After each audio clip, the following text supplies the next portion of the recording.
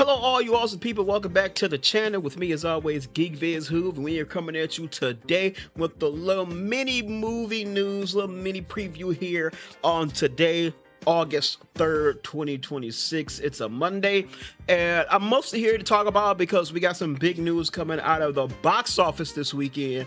Y'all, as we all know, Spider-Man Brand New Day just released over the weekend, so we're going to talk about the crazy amount of money it made in its first weekend. It's actually kind of insane, honestly, how much this movie's already made. So I wanted to talk about that, and then I guess I decided I'd throw in a couple other news stories. So we're going to talk about some other things going on in the movie world. We're going to talk about the change Spider-Man and the Odyssey have done for the box office and the movie business so far in just these 3 weeks alone. We got the MacGuffin Award nominees, another award that I have never heard of, but we're going to talk about it here today. We got an update on the Paramount WB merger and a snag it thankfully hit. And then since we're here, we're going to talk about quite a bit of Marvel news that's been going on as well. So we're going to be talking about all of that here today. And then we're going to end it off on some trailers as well. So I guess this is a news drop, kind of, not really. But we just mostly we're talking about the box office here today. So if you haven't already, please check out the rest of my channel. Subscribe to the channel if you're interested and enjoy what I do up here. I'll talk about movies, video games, TV, all that nerdy shit going on in the world of pop culture. So yeah, I didn't do my video game news last week, so we got to do that this week. But we got a little bit to talk about. So yeah. But anyway, that's it here for you. That's all I'm talking about here today. So let's go ahead and just jump right into this news then, shall we? Transition over. All right. Spider-Man Brand New Day lands top opening weekend ever with $360 million opening weekend, beating Avengers Endgame. That's crazy. The film's domestic gross is now adjusted ahead of Sony's Sunday projections, as Holland's Web Slinger has another reason to celebrate the spectacular debut. There's a brand new title topping the list for all-time biggest domestic opening at the box office, as Spider-Man Brand New Day debut has been adjusted in final numbers and will now surpass Avengers Endgame, which previously led the way. Sony Pictures' new movie earned $360 million from around 4,400 North American theaters in Monday's actuals, which is up from the $355 million that the studio projected on Sunday. So it exceeded expectations very slightly, but still exceeded them. This leaks past Endgame's previous record of $357.1 million in domestic opening from April of 2019, a start that for years had seemed to be an impossible one to beat. Endgame still holds the record for best global opening with $1.2 billion. Yeah, I believe it just made under that in its worldwide box office in its second weekend. I think I see it made like 63 million global, which is fucking insane. Brand New Day has proven to be a head-spinning success story, as it also sets records for the biggest Thursday previews and top Friday opening domestic sum, along with becoming Sony's best ever launch. Before that weekend, Sony had initially been projecting a much less dazzling start of $195 million domestic, $465 million global, that would have still put the film among the top 10 all-time debuts. Hailing from producers Marvel Studios and Amy Pascal, it carries a $225 million production budget. I think this definitely introduces a very interesting question. You know, the whole thing been going around lately has been superhero fatigue. And people are getting tired of superhero movies. When you look at the how Marvel did just last year, all three of their films they released last year underperformed. Captain America Brand New Day, Thunderbolts The New Avengers, and Fantastic Four First Steps. All of which were, I will stand by this, all of which were solid movies. Thunderbolts is probably like the best fucking Marvel movie they have done in a long time, especially when you think about the fact it stars so many lesser known characters who are all bits and pieces from other movies in the universe. But still, Also, you gotta take into account Supergirl underperforming at the top of the year. But every so often you get these movies that do exceed expectations. Superman did it last year, and now you got Spider-Man doing it here this year. The fact that Spider-Man has beat out Avengers Endgame for the weekend domestic is crazy, because Avengers Endgame is the culmination of everything Marvel has been building since 2008. And the fact that this Spider-Man movie, this fourth Spider-Man movie, mind you, this is the fourth one in the franchise. That's typically when you kind of get a fall off of a franchise, and it's done the best it's ever done. Fourth in this franchise, but this is like the what? This is the 9th Spider-Man movie overall. And the fact that it's done this well is crazy. So it does enter a conversation like, is it an anomaly because it's Spider-Man? How is this going to change anything for the future of this Sony-Marvel relationship with Spider-Man? With this movie being so incredibly successful, I don't know what plans they might have had for the future of Tom Holland's Peter Parker for the MCU going forward.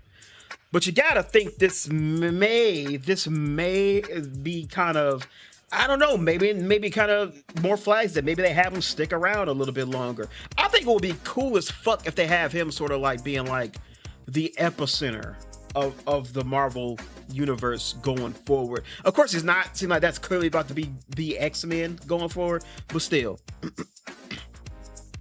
So I think a lot of interesting questions are gonna come out of this. Sony Pictures, god damn, bitch. Sony Pictures chief Tim Rothman tells Hollywood Reporter that he has focused his attention on the audience reaction rather than the movie breaks records. There are many people going to see that movie, he says. What's far more important to me and what is far more significant is the response. The audience loved the movie. That's way more important to me than the record or that record. I saw the movie yesterday. I did go see it on Sunday. I went to go see it. It's pretty damn good. It's pretty damn good. Like, I will say, first viewing, I kind of walked away with it like, damn, could this be? Could we actually have, like, I was already saying No Way Home could possibly challenge Spider-Man 2 as the best and my favorite live action Spider-Man movie. I kind of walked out of this going like, damn, if I see this again and a couple more times over time, this might be able to take the cake on that. Brand New Day has proven to be a crowd pleaser, earning an A cinema score from audience and delivering a 98% audience score on Rotten Tomatoes. Although the critic score is a tad lower at 90, which is still pretty damn high. The movie's viewership skewed young and male. 36% of the audience fell between 18 and 24, with 61% of the crowd were men. I went to go see it. I think it was a nice mix of men and women who went to go see it. And still also yeah, probably 18 to 24 was there, but I saw a lot of kids. I saw some families there, so there was kids there. I saw some older people who I would probably put over 24. I'm over 24. So like, I could definitely also see that there was probably a lot. There's probably still a nice little spread for this movie.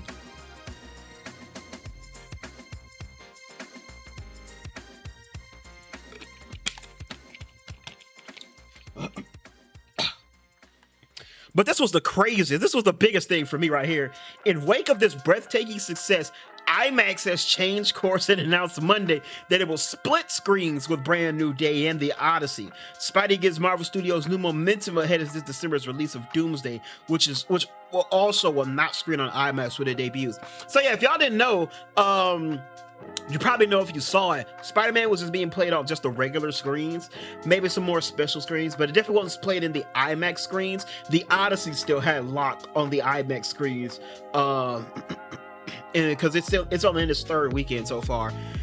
But because this movie is done so damn well, I'm guessing they accelerated plans and they are now moving ahead a little sooner with getting Spider-Man on IMAX screens, which I'm not gonna lie, it's probably the smart play. This could now introduce a lot more people going to go see it. I wouldn't be surprised if people who already saw it are now going to be going to go see it again, this time to see it on the IMAX screen. So that's pretty cool. Excuse me. Sadie Sink, I hate when it does this shit. I don't even move it. I just hold it and try to go over it. If for some reason if shit goes up. Sadie Sink, Jacob Batalon, John Bernthal, Mark Ruffalo also star in the movie. From Shang-Chi and the Legend of Ten Rings, filmmaker Destin Daniel Cretton. By the way, another dub for Destin Daniel Cretton with Marvel. Shang-Chi was fire. Wonder Man was fire. We're going to talk about that a little later. And now Spider-Man is fire. So he's definitely doing well in the Marvel universe right now. Kind of wish they kept him on to do the fucking the Avengers movie now, but hey, you know, he gave us this, so equivalent exchange, I'll say. Let's see. Holland's, god damn it. Holland's previous film in the lead role was Spider-Man No Way Home, which opened to $260 million domestic and $587 million worldwide in December of 2021. That title falls from its previous standing as the second highest domestic opening ever, thanks to Brand New Day. No Way Home's impressive success, culminating with its $1.9 billion total for number 8 all time, was seen as tough to replicate, because they had fucking Topher and Andrew in there, along with the lack of major competition coming out of COVID. The latest weekend, let me stop doing that. God damn it, it's a force of habit. The latest weekend at the box office also was estimated on Sunday to hit a collective $430 million to represent the biggest domestic frame ever, overtaking the $402 million from the opening of Endgame. That result has helped 2026 go up by 15.2% from last year's total.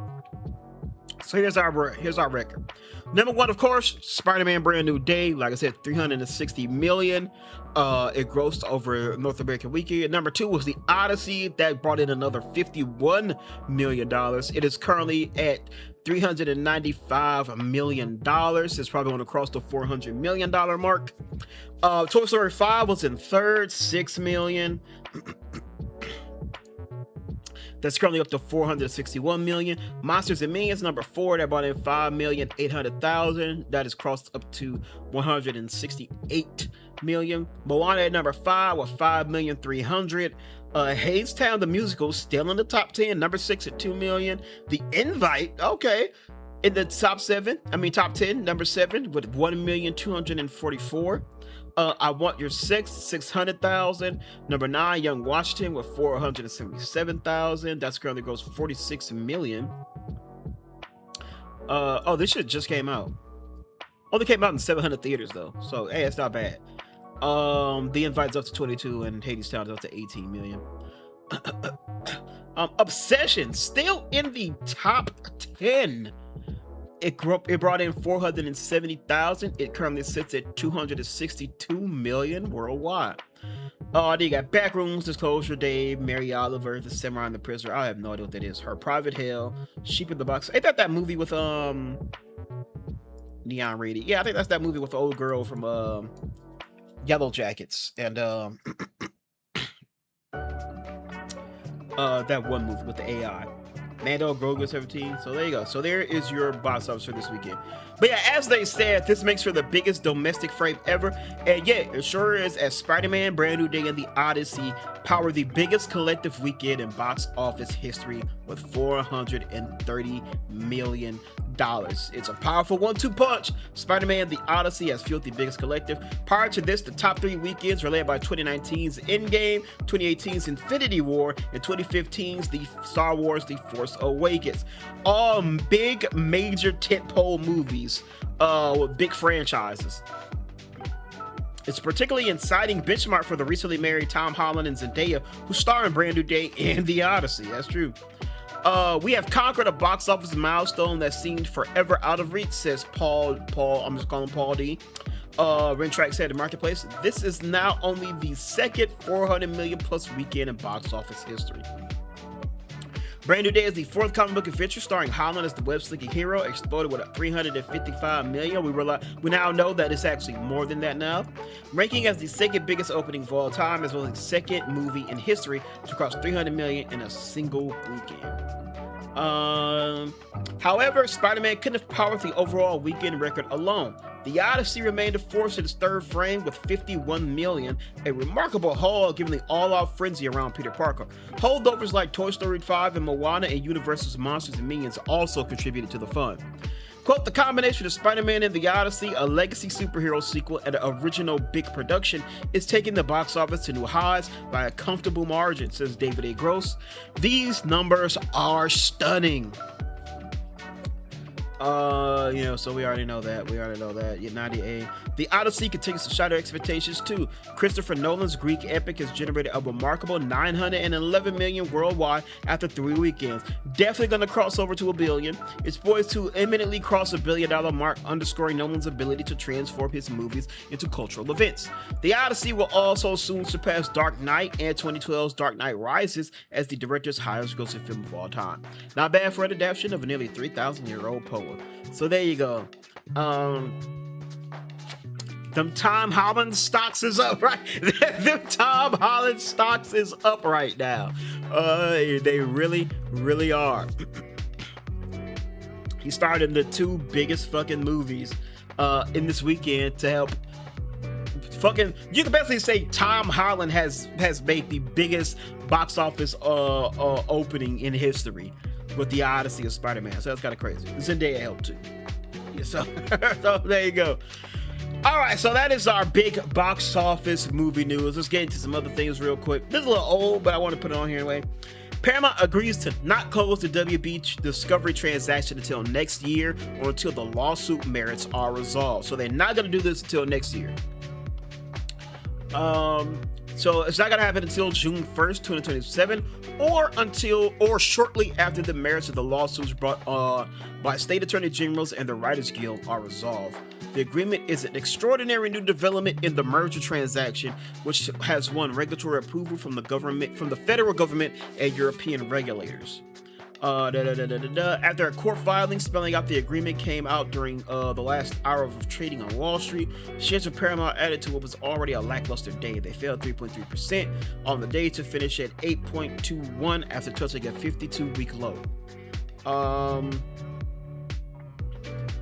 After their filing in the federal court Friday, the attorney for the parties wrote, quote, the transaction at issue of State of California and Writers Guild shall not close, be consummated or otherwise completed, and defendant will not take any steps directly or indirectly to integrate or consolidate their operations pursuant to the transaction until the earlier of 1, 5 days after the merits determination in these matters, so they can do it 5 days after the lawsuits are resolved, or 2, June 1st, 2027. This stipulation in order extends to defendants, agents, officers, service employees, attorneys, and other persons. So there you go. So until these lawsuits with the California government and the Writers Guild of America is settled, they agreed to hold off until next year or until at least 5 days after these lawsuits get resolved. So there you go. Some good news, at least. You know, I have been a staunch advocate opposed to this merger since they announced it. So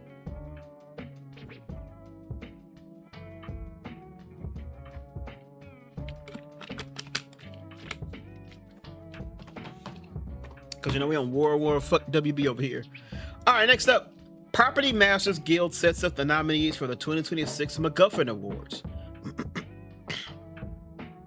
The Property Masters Guild. So this is for props and shit. On Thursday, revealed the nominees for a 2026 MacGuffin Award. That makes sense. That I think about it, it makes sense. It's called the MacGuffin Awards, and it's all based on props and shit. That makes a lot of sense. Which honor the creative excellence and impact of prop masters across film, TV, and commercials, and more. See the list below. Once again. I've said it, I'm gonna say it again. The one thing I've really enjoyed since I started this channel is discovering these award shows for aspects of filmmaking that people, the general audience, don't really give so much thought about. I know when the general people think about filmmaking, they think of the immediate things: acting, directing, writing. You know, those are like the most ones. And I guess after that, you think of things like sound, editing, you know, things like that. But I don't think a lot of people think of hair and makeup, costumes, marketing, set locations, and now we have this thing dedicated to the prop masters for props. And I think that's really fucking cool. It just goes to show that even if you go to one of these, you know, quote unquote lesser, you know, the more of the less popular aspects of filmmaking, there is still prestige held within them, as there's still like recognition for the work in the industry as a whole going on there. I think that's really cool. Does that show up in there? You can't kind of see it a little bit. Just press that button so it fucking go off on me. All right. The winners will be feted during the third annual ceremony on September 12th at the Paramount Theater in Hollywood. Last year, the PMG presented its marquee film prizes to Dune Part 2, Heretic, and A Complete Unknown, with Studio Severance and Shogun among the big TV winners. Quote, year after year, the caliber of work submitted for these awards reaffirms just how much property masters shape the stories we love, PMG President Jeffrey Johnson said in a statement. We started this award to make sure that kind of artistry never goes unnoticed, and this year's field proves exactly why that mission matters. So here are our nominees. Contemporary feature film. You got Happy Gilmore 2, Now You See Me, Now You Don't, One Battle After Another, The Accountant 2, and Weapons. Period film, Deliver Me From Nowhere, Frankenstein, Marty Supreme, Sinners, and the Phoenician Scheme. That was Wes Anderson's shit, right? Fantasy sci-fi, Avatar, Fire and Ash, Begonia, How to Train Your Dragon, Tron, Ares, and Wicked for Good. 1 hour contemporary TV, Daredevil Born Again Season 2, Your Friends and Neighbors Season 2, Pluribus, The Burbs, and The Morning Show Season 4. 1 hour period TV, It, Welcome to Derry, Monster, Ed Gein's Story, Palm Royale Season 2, Spider the War, and The Gilded Age Season 3. Fantasy 1 hour sci-fi, 1 hour fantasy sci-fi, Fallout Season 2, Foundation Season 3. You know, now that I think about it, this does have some really good fucking... Man, I feel slightly differently about this because I'm familiar with the games. But yeah, bringing the props and shit over from like how it works in there with the pit boys and the guns, the power armor. It's really cool to see. Foundation Season 3, Percy Jackson the Olympian Season 2, let's go. Star Trek Strange New World Season 3, and Twisted Metal Season 2. Half-hour single cam TV, Abbott Elementary Season 5, Hack Season 5, Murderbot, Ted Season 2, Widow's Bay, Multicam TV, Happy Place Season 2, Shifting Gears Season 2, Upshaw Season 7. Ain't that the show with Mike Epps? That shit's on Season 7? Damn. Vampira, Teenage Vampire, I don't even know what that is. Wizards Beyond Waverly Place Season 2. TV miniseries, Black Rabbit, Chief of War, Devil in Disguise, DTF St. Louis Taz, Reality Variety, got Bad Thoughts, Jury Duty, Present, Company Retreat, First Snow of Fraggle Rock, Melon Patch, and The Muppet Show. And then here's our commercials. Better Days Ahead, Disneyland 70, Miley Cyrus's Something Beautiful, Sabrina Carpenter's Man-Child, and Target Into the Holidays. Oh, it's music videos too. Commercials, music videos, short films, web series. Okay. So there you are, the MacGuffin Awards. When did they say this is coming on?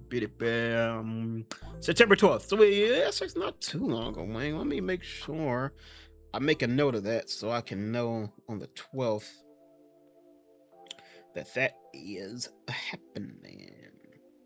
The MacGuffin.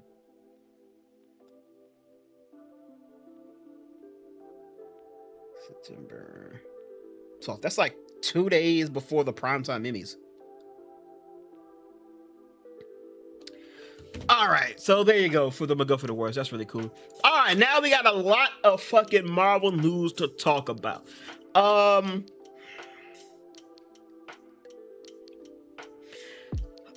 not gonna say there's a reason why. There's a reason why there seems to be a lot of X-Men news starting to come out. I'm not gonna spoil it because the movie is only in its first week. But it's pretty much what a lot of us sweaties, a lot of us who actually know in the know and looked it up, kind of assumed very early. But just know that it is true, so that's why we getting a lot of X-Men news coming, which leads to me, again, shouts out to the new rock stars, shouts out to Eric Voss. I think what he said is completely true.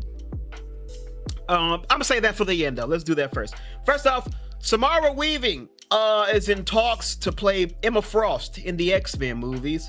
Samara Weaving from the Ready or Not films is about to move to the MCU. The Australian actress has been cast in the Marvel's reboot. Again, not officially. This has not officially been announced.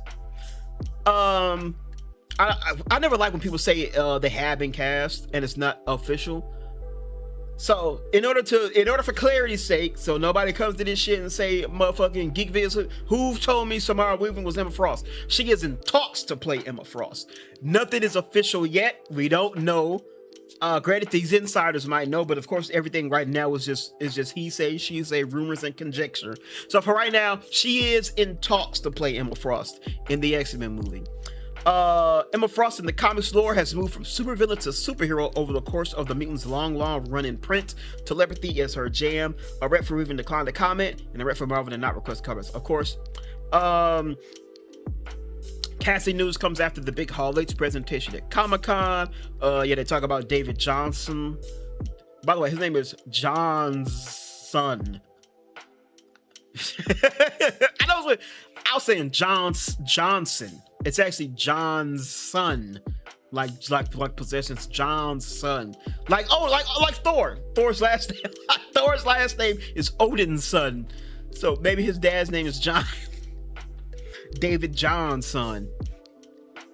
The new Black Panther. Weaving most recently appeared in Ready or Not 2, Here I Come, Over Your Dead Body. Other credits include The Babysitter, 3 Billboards Over Ebbing, Missouri, Scream 6, and Bill and Ted Face the Music. The X-Men will be directed by Jake Schreier, who oversaw the Thunderbolts last year.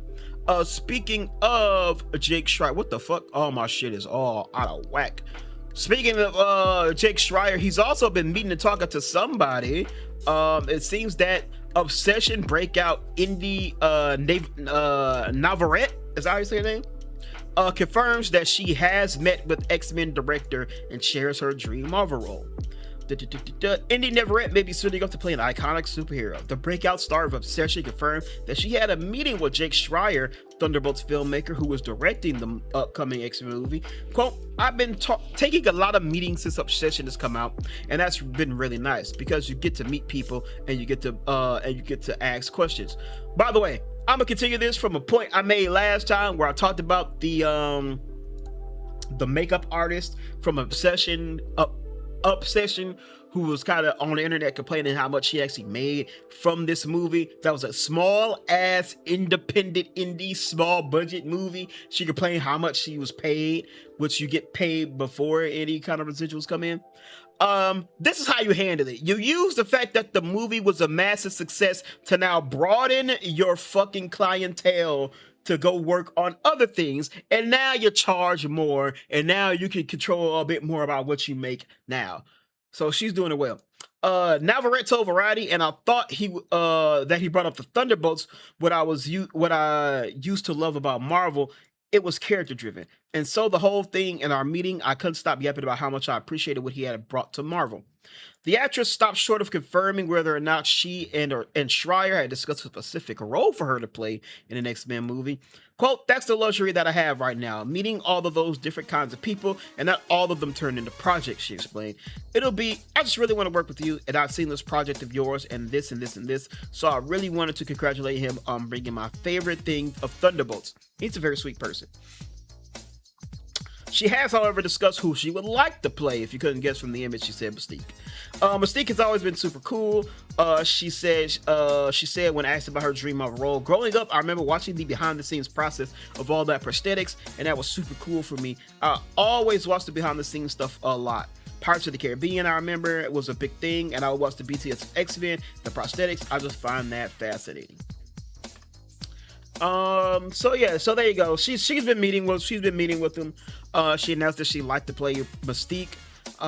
So we'll have to wait and see. But she's in talks. So she's hot right now. Obsession was a mad successful movie. So she kind of has. She's gonna have a lot of people knocking on her door, calling up her phone right now, probably just throwing rolls at her. So I'm willing to bet if she wants it, they probably definitely be willing to give her one. I mean, I'll be surprised. But again, like I said, it's just talks. They're just talking right now. So there's been a lot of talks about these X-Men casting and all that shit like that, and I think there's a good reason it's happened. If you've seen Spider-Man, you know. I feel like I'm spoiling shit just saying that. But anyway, if you watch Spider-Man, you already know. And again, shouts out to Eric Voss at the New Rockstars. I feel confident his theory was correct. There was no X-Men presence at Comic-Con because Spider-Man had not come out yet. Fuck it, I'm gonna spoil it. I'm gonna spoil this right now. If you don't want spoilers for Spider-Man Brand New Day, go ahead and jump to our next. Go ahead and jump to the next story we talk about here. But I'm finna slightly infer things that you'll be easy to guess. But he mentioned that there was no X-Men at Comic-Con, probably because Spider-Man Brand New Day had not come out yet. And at the time, we still did not know who Sadie Sink was playing. Now that the movie's out, and by the time D23 comes around, D23 comes out, and what is D23?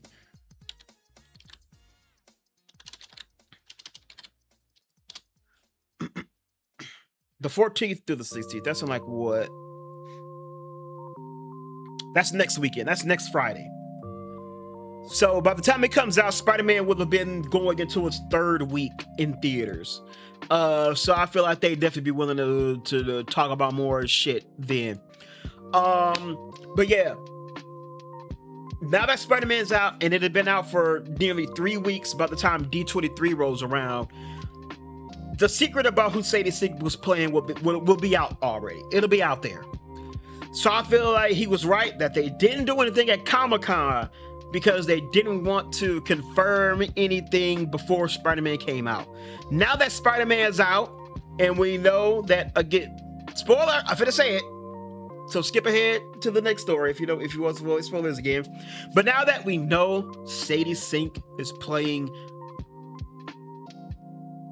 Jean Grey in Spider-Man Brand New Day. Now that we know that, again, Spider-Man will be going into its third weekend. I feel like at D23, they are now going to probably release their casting announcement for their X-Men movie. So we know Sadie Sink is going to be in it. We know they've been casting for months. I just talked about it not too long ago. I'm gonna see if I can find it actually.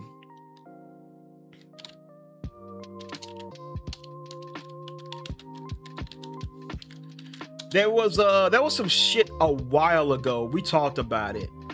I had to find some shit from like months ago. This is gonna be hard.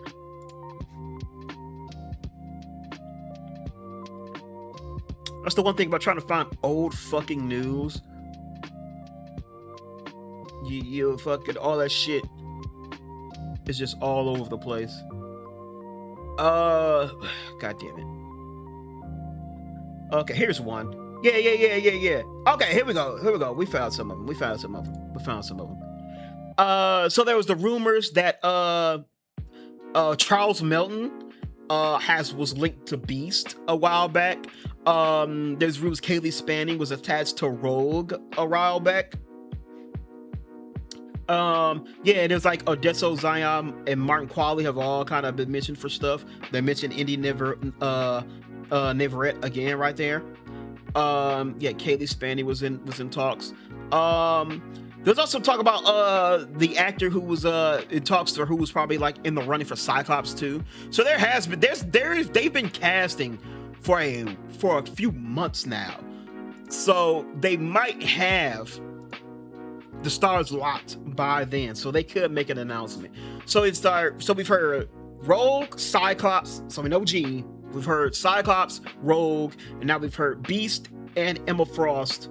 All kind of have been like the top names we've seen in casting. Of course, there's also Magneto and Professor X. Remember a while ago, there was those rumors that they were looking at some black actors to play them. It was like Denzel Washington was in like the running for like fucking Magneto or something. So we know Professor X and Magneto have been in a while too. So basically, I'm saying D23 is probably when we're going to get our official X-Men announcement and our official X-Men cast. And I'm very interested to see how it goes, because the characters we have are very weird. Like Beast, Cyclops, Jean, and Rogue, I feel like clearly kind of point more towards the animated series Blue and Gold, the Blue and Gold era of X-Men kind of roster.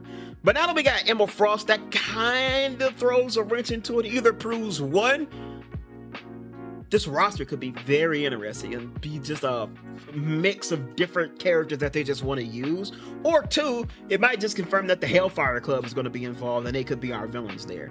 So maybe. But anyway, that's it for the X-Men talk. So if you skipped ahead, thank you. I'm sorry you have to miss some of that conversation. But let's talk about some other stuff. I know this is TV, but I figured, hey, we talking about Marvel, so we might as well throw this in there too. Why'd I use this fucking image from Aquaman 2? But Disney Plus cancels Wonder Man despite the early season 2 renewal. It just been announced that they had been canceled the show. Granted, I'd be fine with it because there are a lot of shows that they do that get a season 2. Loki and Daredevil Born Again are the only ones who get multiple seasons.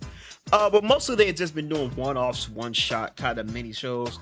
But what annoys me is the fact that they announced it. They announced that they were moving forward with the season 2.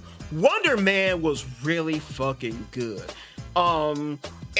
It serves my biggest criteria for where we exist in the MCU now is shit needs to justify its existence now. Is it doing something different that no other movie's doing? Does it have a very strong story? Is it taking the character in new and dynamic, interesting places that we haven't really seen them about? Spider-Man Brand New Day. Spider-Man Brand New Day has a very interesting thing of continuing what we've seen with the last 3 Spider-Man movies, but still putting Peter Parker in an entirely new setting and a new point in his life that makes it very interesting. It's very different. He's a very different Peter Parker than we've seen in the last 3 movies. But because of that, he's only here because of what happened in the last movie. It's a very interesting. It feels like it's a sequel, but it also kind of feels like a restart, a reboot, if you will, a brand new day, if you will. So I feel like a lot of them have to do that. Wonder Man did that to a T. It existed all on its own. It was standalone, but there was still enough influences of the Marvel Universe as a whole to make it still feel like it occupies the Marvel Universe. But it was a very interesting story from an interesting perspective. Having a superhero show where your main character's whole focus is to not use his powers and hide the fact that he has them, super interesting. But Wonder Man was really fucking good, and it's a damn shame that they announced the season 2 just to fucking cancel it. Variety recently reported that insiders that a writer's room for the second season was never open, and the show's writers have been released to pursue other projects. Destiny Ukraine and Andrew Guest created the 8-episode freshman season starring Abdul Yahya Mateen as Simon Williams alongside Ben Kingsley as Trevor Slattery. Despite earning a goddamn Emmy nomination for Abdul Mateen and strong acclaim, Disney Plus ultimately opted to not move forward with the production. Yeah, which is really sad. Like I said, this show's good. This show was really fucking good. But that wasn't the only thing, because we finally get the thing I think we all knew we was heading to and all dreading it. But Mahershala Ali has finally officially announced that he is no longer attached to the Blade movie. They didn't want to do it. The Oscar winner confirmed that he's no longer going to star in the Blade reboot and suggests the studio didn't want to move forward. If they wanted to, we would have done it. I completely agree with that. This movie has been in development hell for the longest time. Multiple script rewrites, multiple directors, just a whole lot of random shit going on with it. And it definitely seems like, I don't know, it seemed like after Sinners really fucked this movie up, because this was also apparently going to be a period piece vampire flick, and then Sinners was getting made. So for some reason, instead of going, oh, Sinners was a massive success, maybe we should actually start moving fucking forward with this movie, they was like, we don't want to seem like you're a fucking copy and do all that. By the way, this is just karma, because This might be karma for Marvel, because that is the exact same thing that happened with Captain Marvel and Dark Phoenix years back. Remember Dark Phoenix? Apparently Dark Phoenix's first ending they viewed was too similar to the way Captain Marvel ended.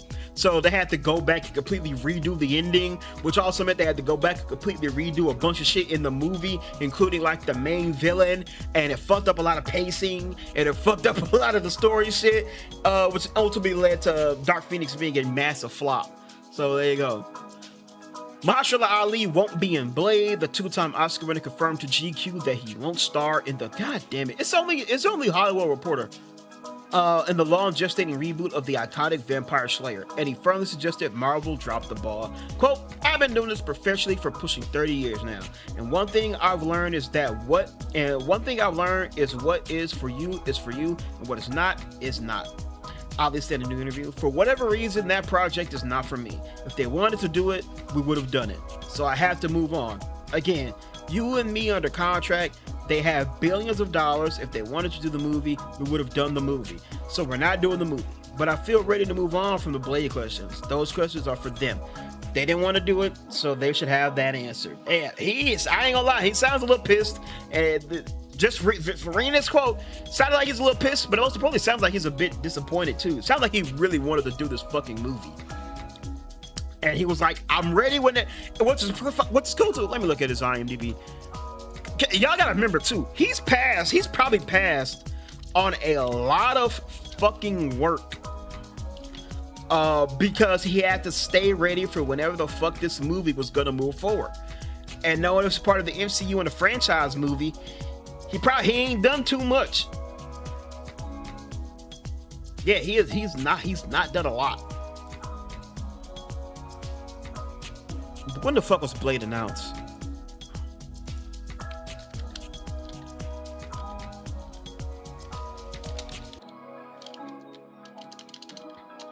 What Comic-Con was that?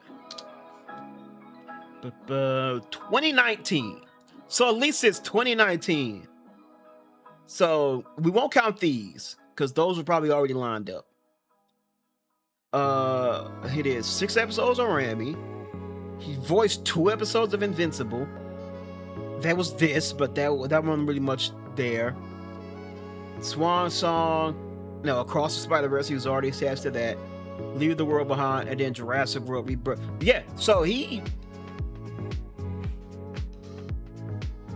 Let's see. Let's see. 1, 2. I don't even. It's like 2 episodes of voice work. I don't even feel like I should really count that one, but we will. 1, 2. Not counting that one. 3, 4, 5. He's done 6 projects. So again, like I said, chances are he has passed on a lot of work because he wanted to make sure his schedule stayed open for whenever this movie was finally going to be ready. So he probably passed on a lot of fucking work. And yeah, it sounds like he's very disappointed it never happened. And he was like, "I've stayed ready. I've been waiting. I've been ready. I passed on a lot of work. I made sure everything I did was fairly, probably was fairly short, probably fairly smaller roles. Nothing I would have to attach myself to long term, missing out on a lot of money. Just for them to not move forward with the movie." Ali's comments were probably in response to being asked about Marvel Studios' Kevin Feige telling the Happy Sad Confused podcast that he was stressed about his company's inability to get the project going. That's what he mentioned. He felt like a loser. The move comes on the heels of another project being scrapped, Wonder Man. The cancellation shocked fans and had the previously announced show been renewed. Marvel originally announced Blade at Comic-Con in 2019. The company brought aboard Basim Tariq to direct, but he left in 2022, reportedly over creative differences, just 2 months before the project was about to begin shooting. Ali and Tariq have now re-teamed for another project, Your Mother, Your Mother, Your Mother. We got a trailer on the trailer station. Which is also crazy too, because probably also shows that he was. I want to just show y'all something. I don't go up when I do this. I literally hold and I move it to the side. And somehow, I'm moving up now, and it don't even do that. I don't know why the fuck it does that for everything. After Basim left Blade, Lovecraft Country helmer Jan Damange took over, and then likewise left the project. Ali's Blade did have a voice cameo in the post-credit scene for the Eternals. Yeah, in Blade, in Deadpool the Wolverine, Marvel brought back original Blade franchise star Wesley Snipes to reprise the character during an extended cameo. Ali previously won supporting actor awards for Moonlight and The Green Book. So yeah. Also, Ray, he did a lot of sword training to get ready for Blade, and apparently he's using it for this Your Mother movie instead. So that sucks. I don't lie. It sounds like he's very disappointed that it never happened, and I agree. How the fucking hard is it to just get a nigga killing vampires off the ground? Oh, okay, he's a daywalker. He walks during the day. He fucking hates vampires. He's fighting them. He's killing them. Release that bitch around fucking October for Halloween time. You're good.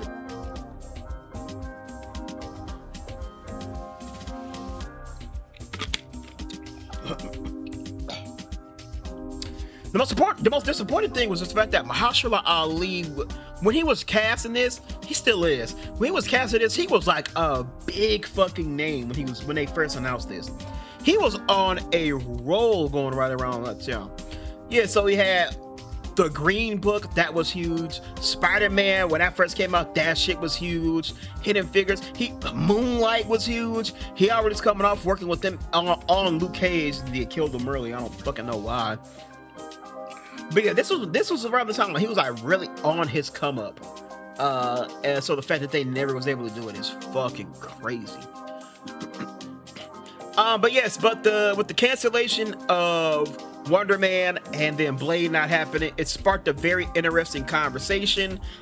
Basically saying, why the fuck is it that a lot of these projects that star black actors tend to not really move forward? Again, like I said, Wonder Man, it would have been fine if they didn't announce they were doing a season 2, and then it's just like, you were not doing one, because then it just fits to whatever the fuck they're doing for their Disney Plus shows. But not having Blade work, canceling fucking Wonder Man on Disney Plus. Remember fucking Armor Wars that was supposed to star Don Cheadle as Rhodey? He's supposed to get his own TV show. Then it changed it to a movie, and they still ain't heard hair or any fucking thing involved in there. I didn't read this, but I just want to bring it up because it is kind of becoming a conversation. Then you got other things. Where the fuck is Tiana Paris's Monica Rambeau? She crossed over to the X-Men universe at the end of the Marvels, yet she ain't appearing in the Avengers Doomsday with the X-Men. That's weird.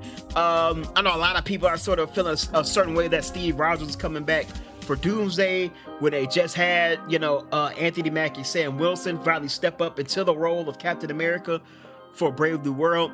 I do agree, it's definitely not a good look. I don't fully agree with the Anthony Mackie thing. This nigga did just get a whole ass movie coming off of a whole ass show he was a star of. And say he's getting it's an Avengers movie, bruh. 90% of the characters involved in these movies get sidelined. Like, so legit, like the fucking, fucking what was Drax and fucking Rocket, Falcon, and that one, Black Widow, all of the Hawkeye, all the motherfuckers didn't really get much going into the damn Avengers movies when they happened for like Infinity War and Endgame. The Monica stuff is weird, but really it's mostly just the fact that Blade and Wonder Man are now not moving forward. So I will agree, it is not a good look. I will say, not trying to give any benefit of a doubt or any clout to Marvel at this point.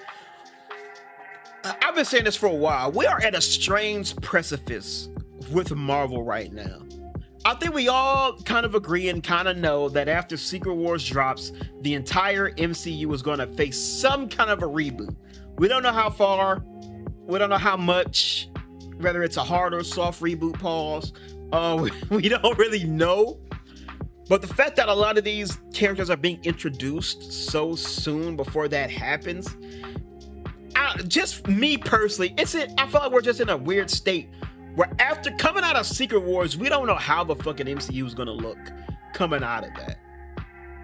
We don't know how much is gonna be now consolidated to now be going forward. The only thing we know for sure is X-Men. That's the only thing we know, is that we are for sure going to be getting and focused on going forward.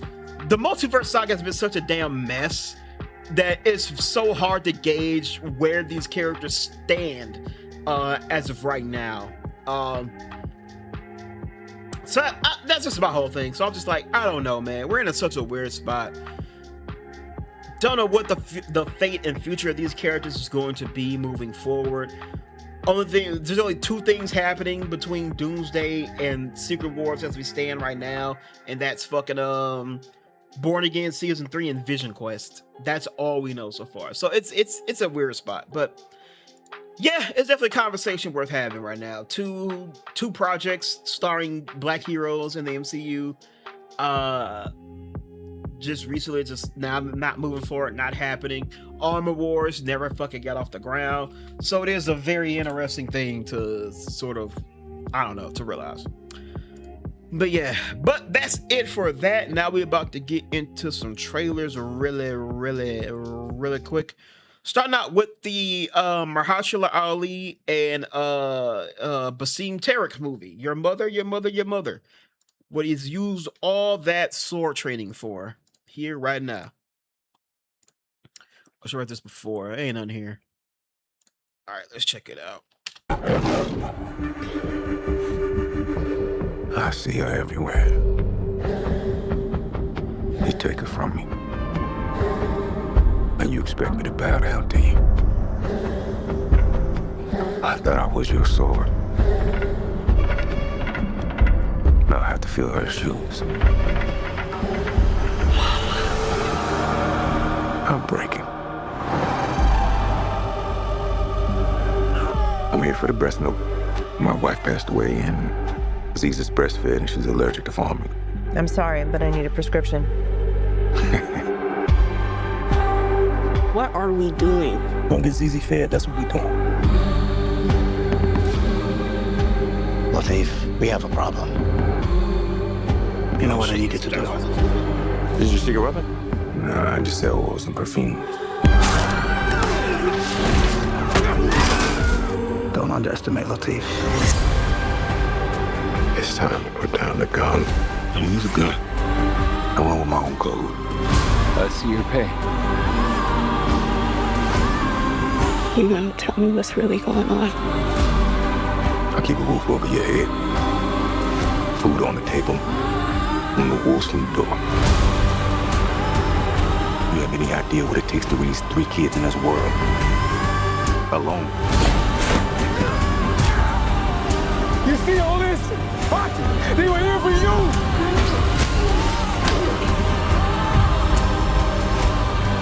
You only need to be one thing.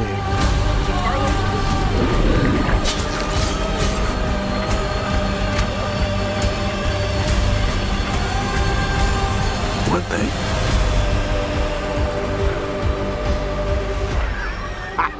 One thing.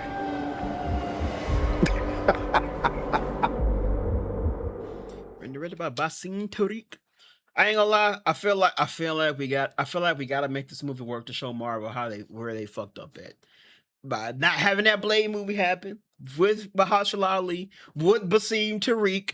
It looks good visually. It looks really good. I ain't gonna lie. I kind of want to see these motherfuckers just to see, just to see slugged out John Cho right here. I gotta see it just for this, just to see this nigga. Just to see this nigga slugged up. I gotta see it just for that. Alright, World Builders official trailer. Step inside the minds of the storytellers who bring worlds to life. An early look at Disney World Builders. A new feature documentary from the Academy Award and Emmy-nominated filmmaker Leslie Ewerks comes to Disney Plus on August 20th. It's a documentary. I think probably the greatest compliment you could give any of us was, we're gonna make an attraction out of your movie. And then to walk into the space, just stop, breathe, listen, and take in the world. I think that's what Walt was looking for. Disney will never cease to be a living blueprint of the future. By bringing people together, we can push the limits of technology to pursue something mind-blowing. Arendelle is so much a part of me, and I remember wondering, can we pull this off? How do we continue to advance and evolve what the Avengers Campus can be? You're gonna plunge, you're gonna dive, you're gonna see the world. It just comes to life. It's all right here. The amount of details, you kind of want to explore everything. You have to have great ambition. You have to dream big. You have to have a wild imagination.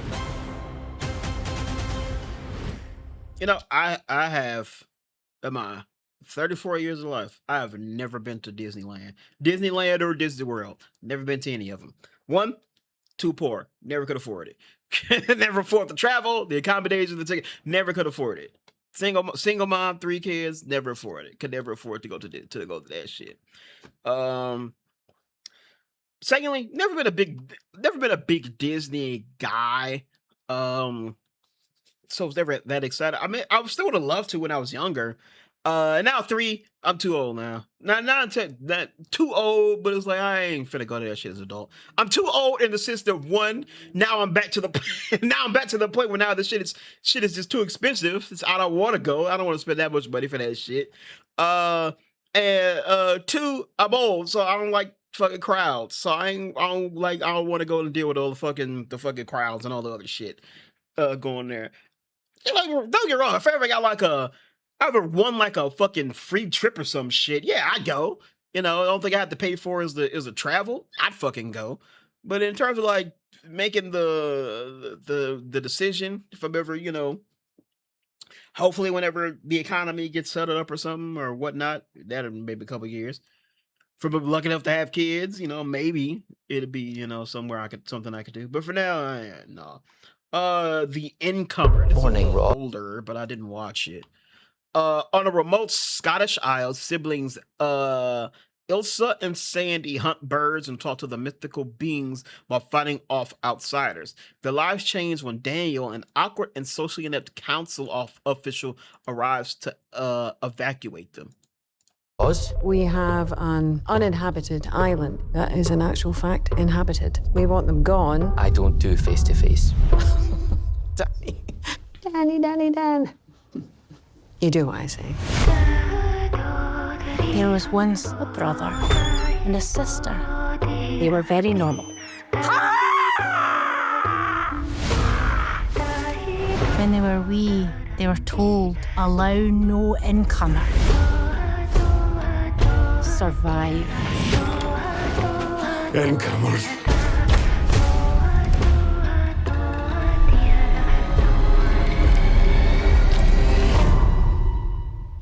Hello? You are hereby informed of your impending eviction. Have you got Wi-Fi?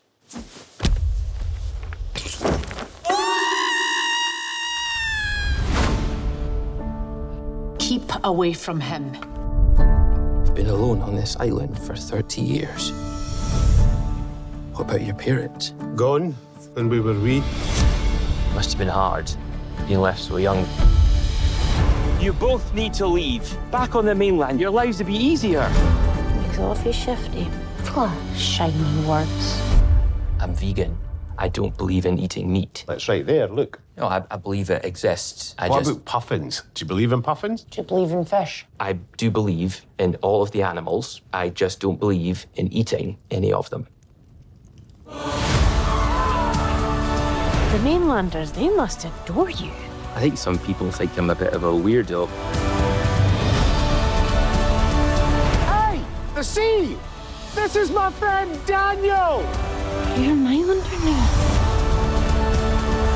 Come to the mainland with me. You'd be happy there. Are you happy? Remove those islanders. Do whatever it takes. Far back as time goes, the family's called this isle home. He should have killed you! Stop, I'm a wizard! A what? A wizard? I know I don't look like a wizard, but I am one. I'm a wizard. Kill the wizard. Oh, okay, man. You A gotta... mainland tool. Makes me feel like a big man. It could be dangerous. Ow. Right. Okay, that looks pretty funny. Pretty funny. You know, not like my speed. You probably ain't gonna go to the movies to go see it, but you know, if you get an opportunity, I'll check it out. Next up is TIFF. I mean, it's from the TIFF channel. Drifter. Fast and Furious alum Sung Kang directs and stars in this alternately melancholy and exhilarating character study of a lonesome racetrack custodian with a secret talent for drifting. So this nigga just love cars, like for real, huh?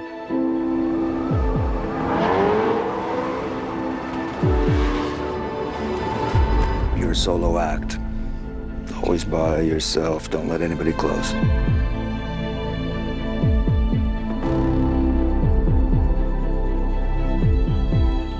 There are two kinds of people here. The ones who take off and never look back. Let's go!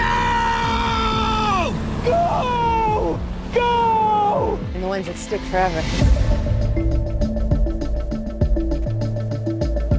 There he is. You know what people hate most in a shit town like this? Someone who turns out better than them.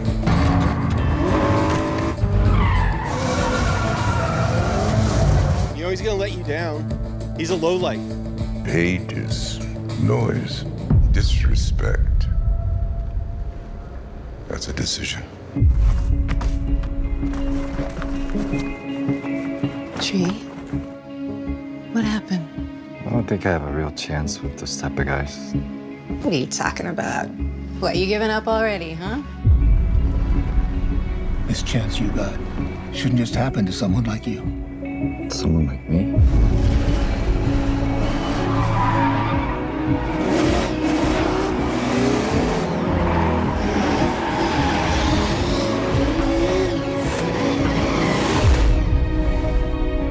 I'm gonna go someplace in my life. Please come with me.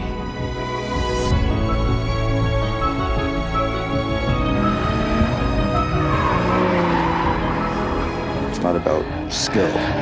It's about trust.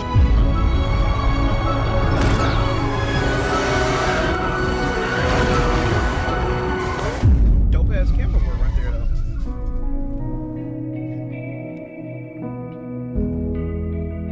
It's premiering at TIFF. Again, you know, not really my speed, no pun intended. But I mean, it looks pretty cool. Ready, you know, I watched F1, enjoyed that one a lot more than I thought I would. So maybe this one. So you never know. Oh shit, this is what we really here for though. This is what we really here for though. The first teaser trailer for Air Bud, baby. We've been following this for a minute. Yeah, that we first got our trailer. After the passing of his father, 14-year-old Jacob and his mom moved into his dad's childhood home in Fernfield, where anything is possible. Jacob dreams of becoming a basketball star, which seems further away than ever, until he discovers a VHS marked Air Bud. Jacob has a miraculous chance meeting with a basketball-playing golden retriever, Buddy. The duo embarks on a journey of healing, unites a basketball team of misfits, and chases a championship as the new Timberwolves. They just got LaMelo Ball. They finna go all out. Find the player that defined a generation and became the original underdog is returning to the spotlight. Here we go, ready or not, guess who's back? Whoa.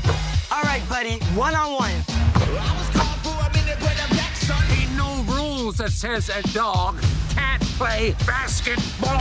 1, 2, 3, Timberwolves! This game is coming down to the wire. We headed straight for the top.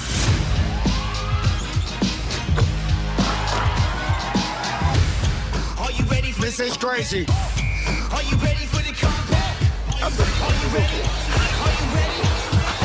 Nobody listening.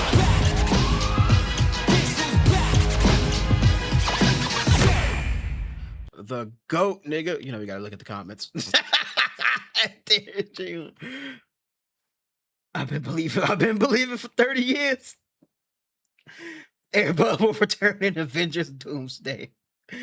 Oh shit. Yeah, by the so it's not the same dog. It's a different dog, but his name's Buddy too. What's this?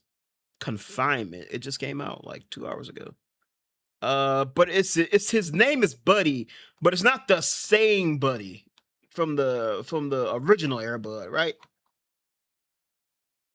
It can't be. That motherfucker got to be dead, right?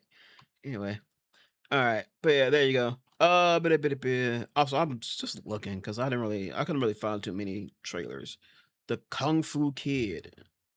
The fuck is that? It should look like AI. What the hell? We ain't watching that shit. Let's check out this one. Confinement. The last. I forget. I could just look at it then and there. Watch at home on September 1st. Is this new? Which is old? This is watch at home. The thing that we want is my family anywhere near this kid's life. Are you ever going to tell me what your issue is with them? Fast Furious.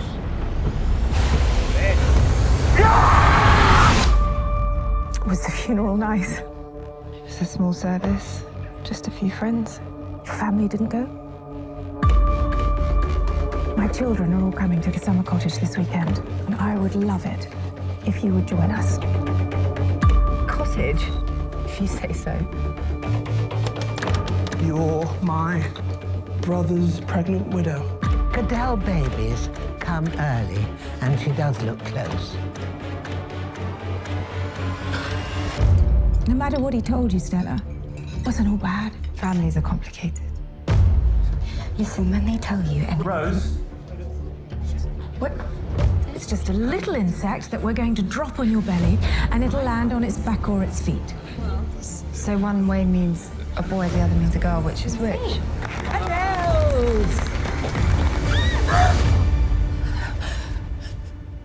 Go back to your room, Stella. Take her back to bed. Oh shit, get out. I want you to tell me the real reason that you killed my baby sister.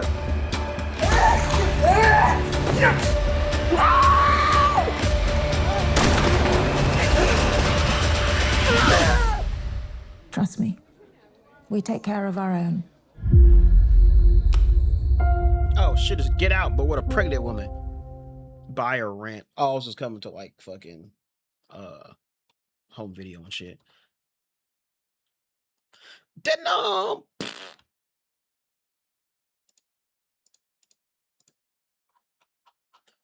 ain't the movie she is in just like this too? Where she gets married to a family, then the family try to kill her and shit. The fuck is that shit called? Ready or Not? Ain't that what that is? It feels like it's just that. All right, The Fix. Liam fucking Neeson's boy. The best field operative. The Fix follows a group of war-torn CIA operatives mentored by Larry, that's Liam Neeson's, and led by Tucker, Zachary Levi's, who, after their mission in Afghanistan goes tragically wrong, enter the heart of Tehran to earn redemption by pulling off a daring rescue. Directed by Guy Mushi and co-star, okay, Quincy Isaiah's in this, and Titus Welliver. That's that one nigga whose name I never know, but I know his face, because they just named Titus. I don't know his last name. I've ever had. You were born for it. Hamid was afraid Tally would ID him, so he sent his family here. They got rejected by some greenhorn that didn't know the code. Hamid deserves a Medal of Honor. We can't even fly him out. Then let's save them.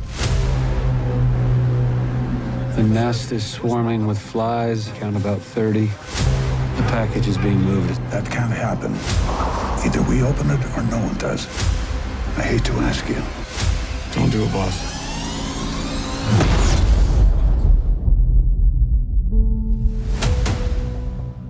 All of us are now on administrative separation. I gotta fix this. It's been almost a year, Tucker. I was really messed up when I came back here. That's good. I'll let him know next time he asks when he's gonna see his daddy again. This is the job, Tucker. In 81, the embassy went down. We put $25 million in the wall. Where? Hotel Tehran, room 705. Ain't right what they did to you. This could be a great payback. Snag 25 million out of a wall. This could be a great payback. Beer, the original beer. That's fucking funny, dude. Snag 25 million out of a. Wait, with the Heineken bottles. What the Ain't right bootleg what they did Heineken to bottles say? This could be a great payback. We got bootleg Budweiser. They just named beer. Snag. And now we got our bootleg Heinekens. That it's actually Heineken, but they made sure to turn their labels around for this one. Wall. Skate to Azerbaijan and then we split it 7 ways. It's worth the risk. 5 foreigners roaming around Iran. We're gonna need a woman. What exactly is this job? We need you to pretend to be Rory's wife. Getting in's the easy part.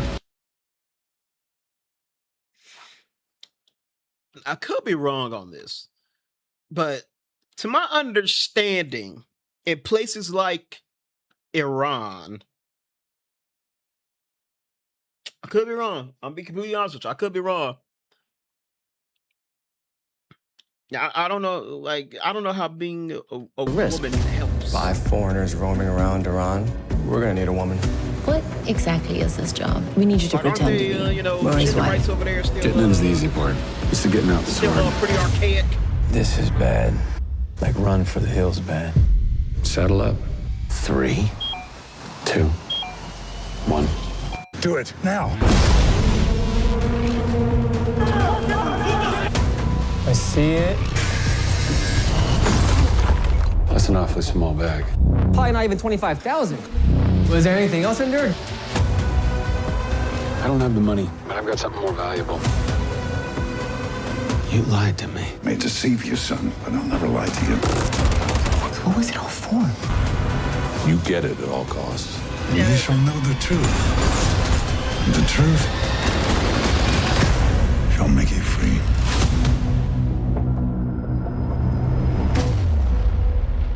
I don't know. Seems like an average little political thriller war movie. Don't look too special. Wicker. This is an older one too, but I haven't watched it. But I've seen images. So I'm like, okay, we'll throw this on there. A hard man is good to find. In a seaside village lost to time, a fisherwoman, Olivia Colman, delivers the food relied on by the townsfolk who barely tolerate her cankerous presence. Unexpectedly named the next to be wed and sick of the disdain, she commissions the local basket maker, Peter Dinklage, to weave her the perfect husband, Alexander Skarsgård, and he truly goes above and beyond. When you're married to the hottest and handiest man around, jealousy inevitably flares up.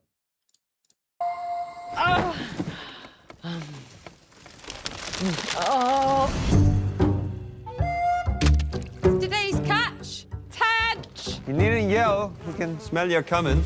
Lick my worm. So then, fisherwoman, you caught yourself a lover yet? Love seems more burden than a prize. Sorry. It was my mom's. There's absolutely no shame in living out your remaining days alone. I'll marry you.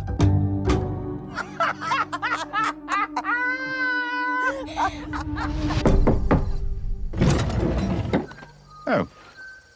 I want you to make me a husband. Be at the chapel in a month.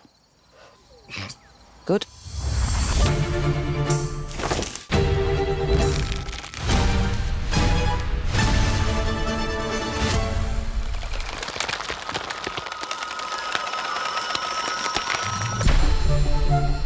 I am here to marry you. What's that? This is my husband. I heard that he's strong as a tree and just as hard. He's Wicker. Yeah, like Straighten me right out. like it has to be super like It's not smooth natural. out, like, Men you are know? not like that. Fuck off. Fuck off. Yeah, fuck off. You know, you've made quite an impression. The wives, they're all aflutter. I don't blame her. I'd climb that. Cousin. You've become quite bold, haven't you, fisherwoman? He has his days, I have mine, and we have our nights. Is someone being murdered?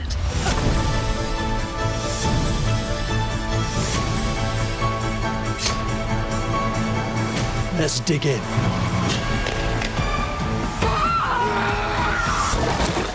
I'll be fixing the bed this afternoon.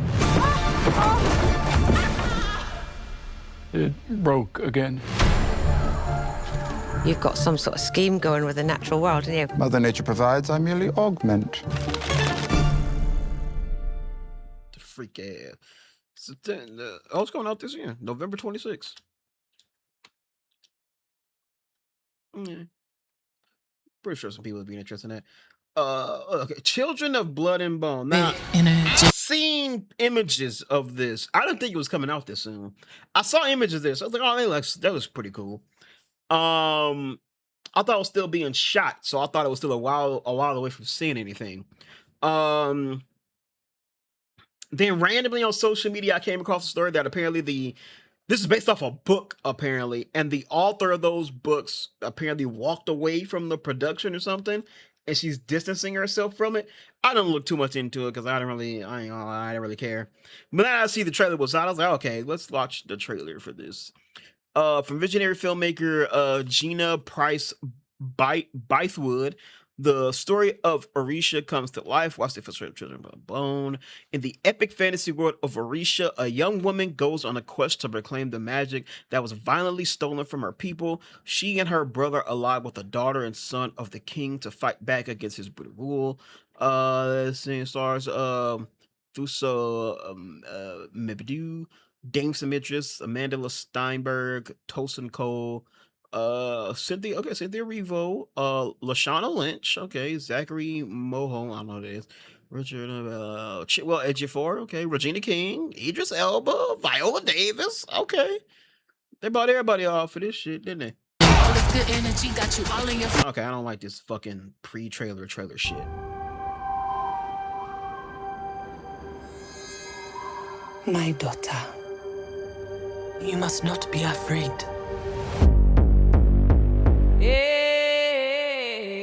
Orisha was once a land where magic flowed through our people. You were born with a gift greater than you know. But those who feared our power took it away from us.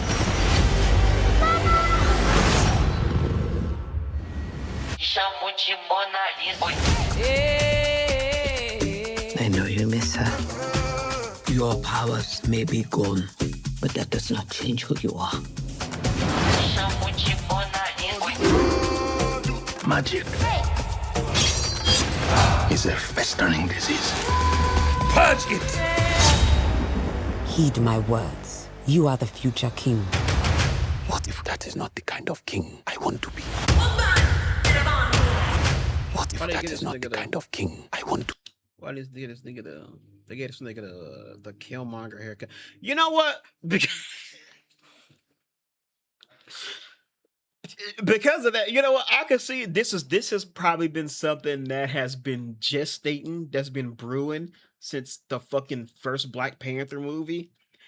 And I could tell because they probably kept this fucking hairstyle on this character from the entirety of pre-production and never decided to change that shit. Just like, hey, Killmonger had it, just the whole thing. We are so past this fucking phase, but he still got that shit. That's crazy.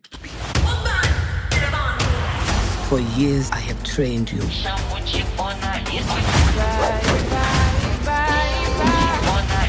Because I believe you are the one. You can bring magic back. Hold up, wait. Look around, everybody on mute.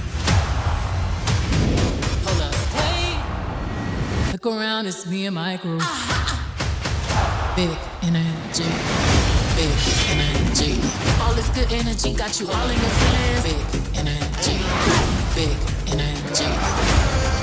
Oh, that's a dick from House Party. Big energy, big energy. Hold up. They're looking to you to lead them.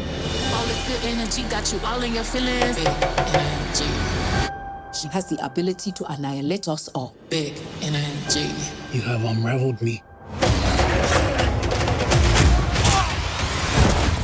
Big energy. No mercy! You must strike! All these years, we believed the gods abandoned us. Oh, my child. They were waiting for you.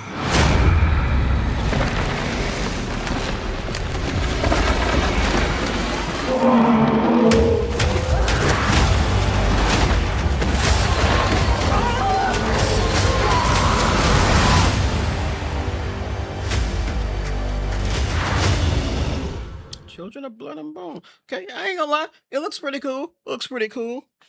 I like the production design, the costumes, the fits, all that shit. All that shit looks dope as shit. Like I said, I can tell this has probably been something that's like when Black Panther went off, they was like, maybe who's this? Who's this? Was this Paramount? Is that what they said it was? Yeah, it's Paramount. I can tell when Black Panther took off, they probably greenlit the hell out of this. They probably greenlit the hell out of this movie. It was like, hey, we're taking this shit. We finna make our own Black Panther, son. And we finna do that shit for real. That's pretty cool. I like the cast. The production design is really cool. I ain't gonna lie. I ain't gonna lie. I ain't gonna lie. This music was not it though. Who's this? Beyonce?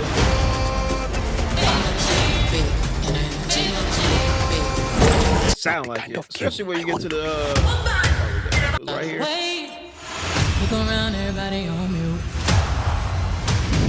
Hold up, wait. Look around, it's me and my crew. Big energy, big energy. All this good energy got you all in your feelings. Yeah, I ain't gonna lie. I ain't gonna lie. This music ain't it, bro. Everything else was good though, but I ain't gonna lie. This music, I don't know about this music choice, though, bro. Like, big energy, man. It's like, bro. It's like, hey, I'm down with you, okay? I like what you're doing. I like the representation, good old, this is what they say. This is a YA book. I think they said it was.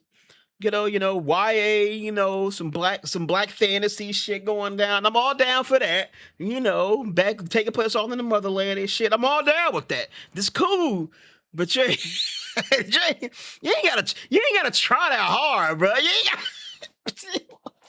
You don't have to try that hard, bro.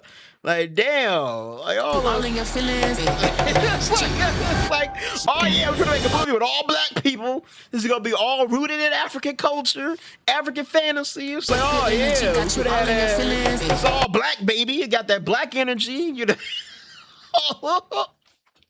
All this energy got you in your feelings. How you mad because we got a black movie with a bunch of black people? I don't know if the director's black. I'm guessing she is. Well, let me see. What's her name? You mad because we got all these black people in this black movie from this black. Oh, let me see. First of all, for this black director, we got this black movie starring this black director with all this black cast based off this black book. Oh, you mad? You mad because we got all these black people in this? Like, damn, bro, you ain't gotta try that goddamn hard. Shit. It looks cool though. It looks cool though. You know what I'm saying? Again, like I said, I didn't know this was coming out this soon. I saw images a while ago, and they were just images I saw. I didn't look into them, so I didn't know. Like, I can't even tell you how long it was. But I looked into it. I was like, oh, okay, that's pretty cool. I was like, oh, and I seen Dancing Idris in there. I was like, oh, maybe this is this Dancing Idris trying to get into a little practice before maybe being cast as Black Panther. That clearly didn't happen. You think maybe this is maybe this may be the reason he couldn't do it? Maybe doing this kind of put him out of the running. I don't know. But like I said, I don't know. I seen the author distance herself from it. I don't think she ever revealed exactly why. I didn't look into it, but she distanced herself, so I don't know why. I don't know what the story is there, but she did. But I mean, this looks pretty solid. We'll keep an eye on it. It comes out in January. January is a pretty dead month. But maybe that'll work in this movie's favor. It'll be able to stick out from there. But that is the end of our trailers. That is the end of this episode. Thank you all so much for watching. I ain't gonna lie, kind of an impromptu episode. I just mostly just wanted to talk about the box office return stuff. So I just found a couple new stories and all that shit like that. But yeah, Spider-Man, The Odyssey, out here breaking records, out here doing new things. I feel like I'm out of focus. There we go. But yeah, Spider-Man, brand new day. Actually, it probably am because I went further back than I was. There we go. But yeah, Spider-Man, The Odyssey, breaking records, the biggest opening in box office history. So congratulations on that. What do you think about the cancellation of Wonder Man or Blade? What do you think about some of this X-Men casting rumors? Let me know down in the comments below. But yeah, thank you all so much for watching. I very much appreciate it. Always, you know, that YouTube and shit. Like the video, subscribe to the channel if you like what I'm doing over here. Very small, very minuscule. I'm just on YouTube just doing shit, bro. I'm just on YouTube existing right now. So yeah. So there you go, my brother. But in the meantime, thank you so much for watching. Always remember, stay watching, stay playing, stay awesome, and of course, most importantly, stay safe out there. And until next time, I will speak to you all later. Deuces.